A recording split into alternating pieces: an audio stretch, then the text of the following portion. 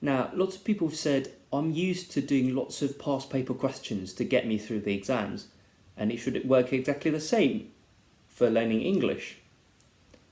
Now, I'm going to share some of my thoughts on why it wouldn't work when it comes to learning the English language. To start with, for subjects like mathematics, you actually improve your understanding of the subject content by doing lots of past paper questions, right? You rehearse over and over again, drawing the graphs, writing down the equations, doing the calculations by hand. By doing all of these, you actually get a better understanding of what's going on. And when you face your real exam, you are better prepared. But that's not necessarily the case with the English language. Doing lots of old past paper questions doesn't necessarily improve your understanding of the language itself.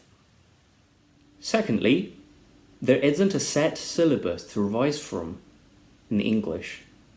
What that means is that they can test you anything in the English language exam. Unlike subjects like sciences or math, where they will say, oh, we're going to test you on these chemical reactions, and you have to be able to understand how to do these physics problems. You aren't really given a list of words that you need to revise from, so you can't rely on doing lots of past paper questions to help you cover the entire syllabus from different angles. And you might be stuck in an exam where you realise you have to read or write about a completely new topic that none of the past papers had ever covered before, because there isn't a set syllabus in English, and that's why understanding the language becomes so important. Now, the third reason is that I believe we learn English for something much more than passing exams like IELTS. Right? Understanding British culture, for example, became really important to me.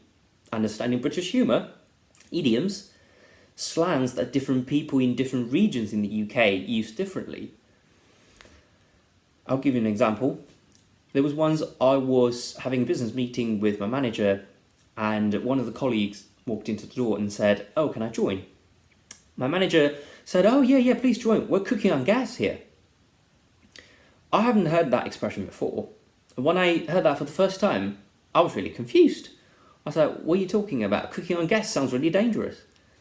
But that's actually an idiom that means, things are going really well, where the discussions are rather efficient and effective. So it's all things like that I needed my English ability to be comprehensive, to get me through those conversations, to understand those articles that I read about the culture and the tradition about in this country. Last but not the least is that you will need to keep improving your English skills after passing IELTS exams and going into uni, right? You will need a higher level of English in the universities, and possibly an even higher level when you get into a professional job in the UK, right? When you see your business client for the first time, there isn't going to be any past paper question to help you get ready for that. So in conclusion, I believe the best way, the most helpful and efficient way to learn the English language is not about any exam-orientated strategy or techniques, but rather to have a well-rounded understanding of the English language itself. All the culture, the traditions, all the idioms of this nation that speaks the English language. To have a proper understanding of how to use the language in daily conversations or when reading articles or writing letters. Keep practicing it, and you will definitely see a long-term return that is much better than doing lots of past papers.